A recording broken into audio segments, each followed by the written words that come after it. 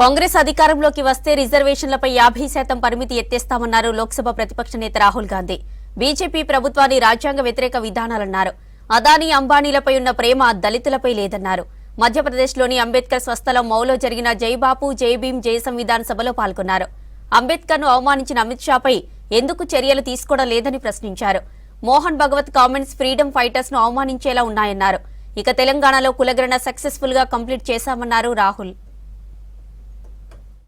से बड़े 500 बिजनेसमैन कंपनियों की मैंने लिस्ट निकाली। 500 सबसे बड़े जो है अरबपति हैं, टाटा, बिरला, अदानी, अंबानी। मैं आपको बता रहा हूं कि ये जो 500 कंपनियां हैं, इनके जो 500 मालिक हैं, इनमें आपको एक पिछड़े वर्ग का व्यक्ति नहीं मिलेगा, एक दलित नहीं है, एक आदिवासी नहीं है, एक पिछड़ा नहीं है। मतलब 90% लोग, 90% आबादी में से इनमें एक भी नहीं है कि इस देश में जो धन है उसका कितना भाग दलितों के हाथ में है, कितना आदिवासियों के हाथ में है, कितना पिछड़ों के हाथ में है, कितना गरीब जनरल कास्ट के हाथ में है, कितना माइनॉरिटीज के हाथ में है। हिंदुस्तान के सबसे बड़े 500 बिजनेसमैन कंपनियों की मैंने लिस्ट निकाली। 500 सबसे बड़े जो है अरबपति हैं, टाटा, बिरला, अदानी, अंबानी। मैं आपको बता रहा हूं कि ये जो 500 कंपनियां हैं, इनके जो 500 मालिक हैं, इनमें आपको एक पिछड़े वर्ग का व्यक्ति नहीं मिलेगा।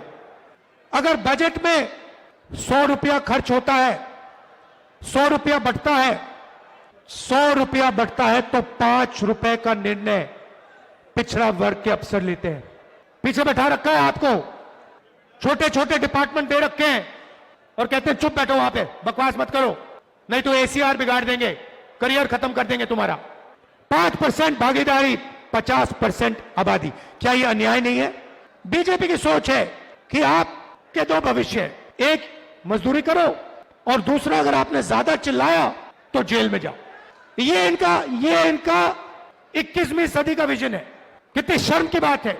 नरेंद्र मोदी जी कहते हैं मैं ओबीसी हूं, और आज तक इस देश के ओबीसी को, इस देश के पिछड़े वर्ग को अपनी सच्ची शक्ति, अपनी सच्ची आबादी नहीं मालूम। यह पिछड़ों के खिलाफ अन्याय है, यह दलितों के खिलाफ, आदिवासियों के खिलाफ अन्याय है। इसीलिए हम जाति जनगणना लागू करेंगे, पूरे देश में लागू करेंगे कि ये जो 50% की रिजर्वेशन की दीवार बना रखी है कि 50% से ज्यादा रिजर्वेशन जा ही नहीं सकता, इस दीवार को भी हम लोकसभा में, राज्यसभा में तोड़कर परे कर देंगे। कोई नहीं रोक सकता इसको। रिजर्वेशन को 50% से ज्यादा हम करेंगे, हमारे स्टेट्स में करेंगे और नेशनल लेवल पे दिल्ली में हम कानून पास करके इसको, दीवार को तोड़ेंगे। मगर जैसे ही कांग्रेस पार्टी की सरकार आएगी, चाहे मध्य प्रदेश में आए, चाहे दिल्ली में आए, जाति जनगणना हम आते ही करना शुरू कर देंगे।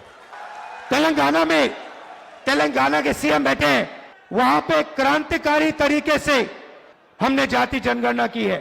कुछ ही समय में हम तेलंगाना को दिखाने जा रहे हैं कि तेलंगाना में दलितों की कितनी भागीदारी है, पिछड़ों की कितनी भागीदारी है, आदिवासियों की कितनी भागीदारी है, कौन सी संस्था में कौन कौन बैठा हुआ है।